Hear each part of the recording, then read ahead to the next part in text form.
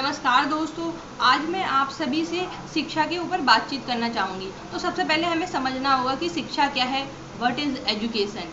शिक्षा जो है संस्कृत के शिक्ष धातु से मिलकर बना है, जिसका अर्थ है सीखना। अर्थात शिक्षा का अर्थ है व्यक्ति जन्म से लेकर मृत्यु तक जो कुछ भी सीखता है वो सभी शिक्षा के अंतर्गत आता है। शिक्षा जो है जन्म से लेकर मृत्यु तक चलने वाली निरंतर प्रक्रिया है, मीन्स कि कभी नहीं रुकती है।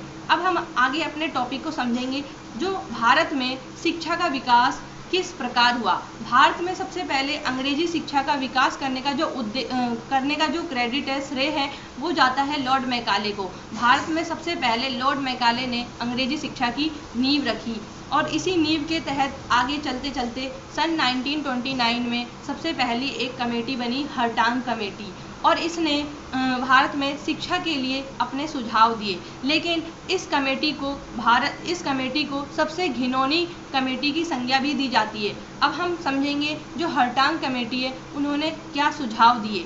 हर्टांग कमेटी ने सबसे पहली बात ये कही कि ग्रामीण क्षेत्रों के बच्चों को मात्र 8वीं तक की शिक्षा प्रदान किया जाए और उसके बाद उन्हें उद्योग और कृषि में संलग्न करवा दिया जाए, ताकि इनका जो एकमात्र उद्देश्य ये था कि ग्रामीण क्षेत्र के जो बच्चे हैं उनको सिर्फ और सिर्फ कृषि करनी चाहिए, उद्योग में रहना चाहिए, मजदूरी करनी चाहिए। तो उनका जो मेन फोकस था उन्हें लेबर बनाने पर। और वहीं दूसरी ओर उन्होंने शिक्षा को हायर एजुकेशन को कहा, हायर एजुकेशन जो है उच्च शिक्षा है वो सीमित लोगों को दिया जाना चाहिए और उन्हीं को आगे बढ़ने का मौका मिलना चाहिए। इस वजह से इस कमेटी को घिनौनी कमेटी भी कहा जाता है। इसके बाद ये कमेटी जो है इतनी ज़्यादा प्रसिद्ध नहीं रही और इससे घिनौनी कमेटी की संज्ञा देकर इसे असफल कर दिया गया।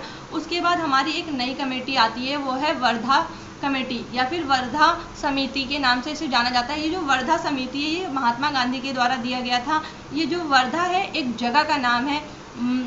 वर्धा जो है एक जगह, इसी की जगह के नाम से इसका नाम क्या पड़ा है, वर्धा समिति। ये महाराष्ट्र के अंदर अक्टूबर में वर्धा नामक जगह पर एक सम्मेलन हुआ था। इस सम्मेलन को वर्धा सम्मेलन के नाम से जाना जाता है और इस सम्मेलन में भारतीय शिक्षा के पुनर्निर्माण और विकास और उसके विकास के लिए अनेक सुझाव दिए गए। इसमें इस वर्धा सम्मेलन के अंदर एक जो रिपोर्ट थी महात्मा गांधी का, जो हरिजन नामक समाचार पत्र था, उसमें एक लेख आया था। उसी लेख में जो कुछ भी महात्मा गांधी ने लिखा था उसी को शिक्षा का जो सुझाव था उस सुझाव के रूप में एडॉप्ट कर लिया गया, अपना लिया गया। इस समिति के अंदर महात्मा गांधी ने डॉक्टर जाकिर हुसैन जो थे तत्कालीन शिक्षा मंत्री थे, उन्होंने अपनी जो लेख था समाचार पत्र का, हरिजन वाला लेख, उन्होंने ये दिया और उन्होंने बोला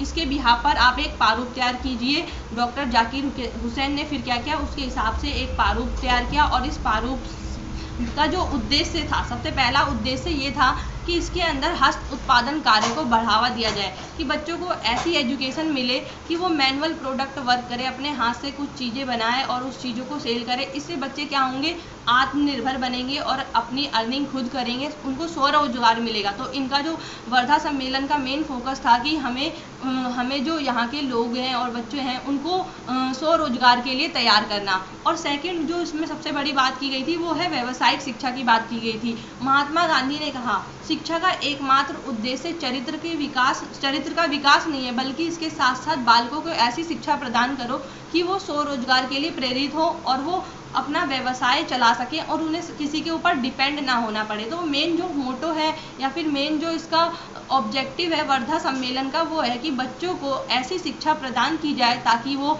आत्मनिर्भर बन सके और देश के विकास में अपना योगदान दे सकें। उसके बाद इन्होंने एक बात और कही, इन सभी के लिए अध्यापकों को प्रशिक्षित करना होगा। उन्हें जो वो पुराने तरीके से बच्चों को एजुकेशन देते हैं उसमें चेंजेस करना पड़ेगा और वो चेंजेस के लिए पहले उन्हें ट्रेनिंग दो, ताकि वो ट्रेनिंग लेकर और चिल्ड्रंस को या फिर स्टूडेंट्स को न्यू तरीके से बच्चों को वोकेशनल एजुकेशन प्रोवाइड कर सके।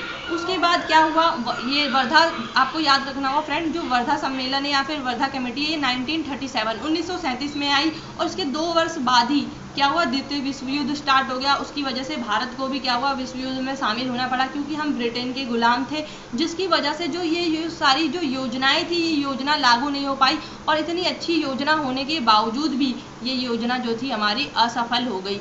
इसके बाद जो नेक्स्ट योजना आती है वो 1944 में आती है। द्वितीय विश्व युद्ध हमारा 1945 में ख़त्म होता है। उससे एक वर्ष पहले हमारी जो आ जाती है सार्जेंट योजना। इसके अंदर जो तत्कालीन शिक्षा मंत्री थे सर जॉन सार्जेंट ने एक कमेटी बनाई और राष्ट्रीय शिक्षा योजना बनाने के लिए कहा। इसके अंदर उन्होंने प्राथमिक शिक्षा व माध्यमिक शिक्षा में सुधार करना चाहा। इन्होंने क्या किया, माध्यमिक शिक्षा को दो भागों में बांट दिया, एक जूनियर और सीनियर। जूनियर जो था वो 9-10 था और सीनियर जो हो गया हमारा 11-12। इन्होंने माध्यमिक शिक्षा को भी दो भागों में बांट दिया। और इस कमेटी में सबसे जो मेन बात थी वो ये कही गई 6 से 11 वर्ष के बच्चों को फ्री एंड कंपलसरी एजुकेशन मिलनी चाहिए। मतलब कि 6 से 11 साल के जितने ही बच्चे उनको निःशुल्क और अनिवार्य शिक्षा मिलनी चाहिए। साथ ही 11 से 17 वर्ष के सीनियर बच्चों के लिए हायर स्कूल की व्यवस्था की जानी चाहिए। और हायर स्कूल को भी इन्होंने दो भागों में बांटा, एक में साहित्यिक शिक्षा मिलनी चाहिए, दूसरा व्यावसायिक शिक्षा मिलनी चाहिए।